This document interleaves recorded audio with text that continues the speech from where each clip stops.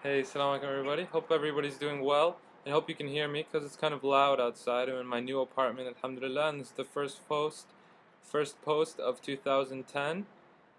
So I left off when I was still in Berlin, and then I ended up going to London, back to Berlin, and then to Cairo, then to Alexandria, where I've been for, yeah, I don't know, almost a week, I guess. So alhamdulillah, it's been good, but I have a lot of updates to do, so I'm just gonna do them very quickly, inshallah. Start with, okay, so going from Berlin to London. Like I said, I went through Ryanair. So there's an interesting thing. There's a strict weight limit. It's very strict, and I apparently got by. Don't know how I did it. Alhamdulillah. But my bag was 15 kilos, and it's only supposed to be 10. But I just went there, and it was Christmas. And even though I got yelled at by security because first she told me, I could empty some weight out. I didn't know how much 5 kilos is. I mean, that's a lot of weight right there. So I took out a water bottle, and I couldn't take out anything else, because they were all essentials. As I was opening my bag, just there, it's normal. People do it to empty their bags out. The security guy's like, "No, you have to go through security." And so I was like, "How do you think I got here? I had to go through security. You had to check my bag before I even get to the stand." And he's like, "This is a security risk," and he's speaking, half German, half English. And so I go back to the security, and I was like, "Hello again," because I know the guy. I was like, I guess he's making me do this. And then after he finishes checking my bag, I just tell him, I'm like, okay, what can I do to ensure you don't make me go through this again? I'm supposed to open my bag, da da da. And I ended up speaking with one of the ladies who lets people go through, and I don't know, she was just like, it's Christmas, whatever, very nice, and just let me go through. I don't know, and this does not happen on Ryanair, so when you go, you have to be very strict about it. I mean, I think that's how they make their money. Um, there's no drinks on the plane. It's a very small seat. I mean, the drinks are very expensive. It was like €5 or euros for a bottle of water. Anyways, arrived in London. Immigration, alhamdulillah, it was pretty easy and good. Uh, though I took a bus to get from the Stansted Airport to East Acton, which is in the Ealing Borough, and there I had to take this bus had seat belts, which was very weird. First bus I ride with seat belts, and you have to wear them too. Seat belts for each seat. I was gonna throw up because I was just, I don't know, sick from the whole travel, and the guy was just so rude, just one of the rudest guys. Right when I got on, I had told him the end location of the bus just to make sure I was getting on the right bus, and I didn't tell him the place where I was going, which was Marble Arch in London. And so I get on the bus and I was like, "This goes to Marble Arch too, right?" He's like, "Yeah, but you just told the guy another thing, and I think you're basically, I mean, you're screwed because your bags were put in a different place in the compartment. There's no way you can change it. Sorry, get on." So I just went back and talked to them, and they changed it easily. He was just mean. And then some foreigners got off. They couldn't even understand English well. Most of the people. I mean, I sat next to a guy from France who was originally from Algeria or Libya or something. I could not understand his Arabic, even though he apparently was speaking Arabic. Um, and then, yeah, so this bus driver starts yelling at them because they put their bags in the wrong place, and he's like, "You're gonna get it yourself. You think this is some sort of game, saying the spot where you went? They don't even know the system. I didn't, and I'm American, and I understand the language very well."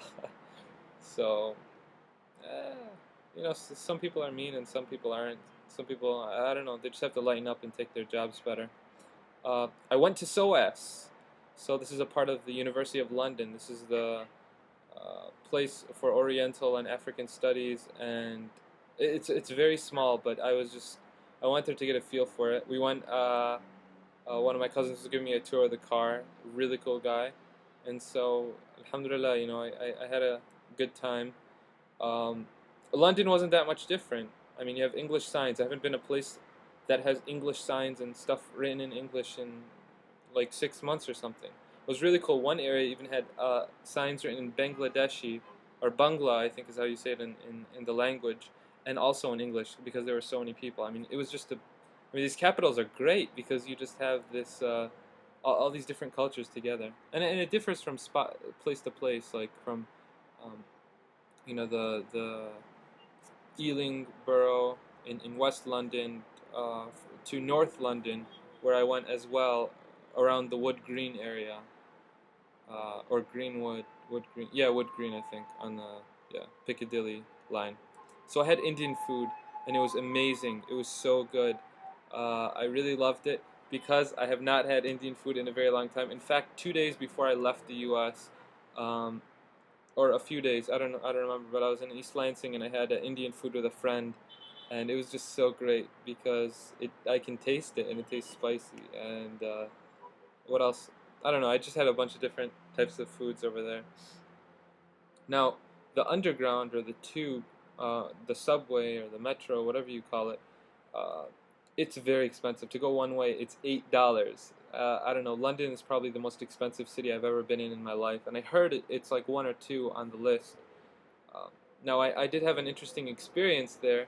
There was the guy reading The Sun, and it had the picture of that Nigerian dude, the underwear bomber, if you will. And I suggest that we read more on this issue, and what time it happened, and Patriot Act, and security measures, and just we should read up more on it and what eyewitnesses say, because I think there's more to it than what a lot of the mainstream media says, and it's just about reading stuff and finding out the truth. So I think anyone who reads a little bit will find that out. I don't need to say much more than that. But anyways, I had a picture of the Nigerian dude, and basically the front cover was him, and it said there are more like me or something like that. Like there are more terrorists out there. And here I was, an Arab who stereotypically looks like a terrorist to those who know nothing about reality. And I had this black backpack right in front of me. It was sitting in my lap, and so I was like, yeah, yeah, whatever. But then after two stops, these counterterrorism people come in. Now it said that they were like police for the underground, but it said right here, it said counterterrorism unit, and they were standing right next to me. I was just ignoring them because I was like, you know, whatever. There are cameras everywhere. Maybe that's because of the London bombings. I don't know, but they were with me for like 7 stops or something, and then they just got off, and I was like, phew. Because what am I supposed to say? I don't even know. I didn't even know my rights in that country. I mean, I know my rights in the U.S. At least some of them, and what I could say. But if accused falsely, and I would be accused falsely, obviously, because I only had a laptop in my bag and a book. But I don't know. It's just I shouldn't have to get all nervous and stuff in that particular situation. It's sad that it's that way. It's sad that it's that way. And maybe I was just overreacting, but it definitely made me feel uncomfortable. Even when I started to pull out my cell phone to write down notes of what happened so that I could remember it, I was stared at and everyone was turning at me. And then the guy next to me stood up and left, so I put my black backpack right next to me, and everyone just like, I forgot how to say it in English, but they just, bin azu, they just go like that and they react sharply. There are some really good YouTube movies. I don't have internet right now to post them or to remember to post them, but they're about that racism, and a lot of it focuses on black people in the U.S., black Americans, if you will, and how, a guy is in the elevator and there's a lady next to him. She's a white lady, and she's holding her bag, and she kind of holds it more like this when he comes in, as if he's going to rob her or something like that. And it's interesting how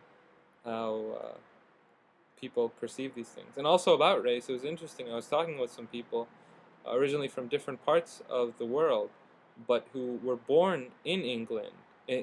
First, I should say the United Kingdom, in England, in London, who say that they don't even consider themselves English, and their parents have this immigration, fear of assimilation, we're just guests here sort of mentality, and I use that with a negative connotation there.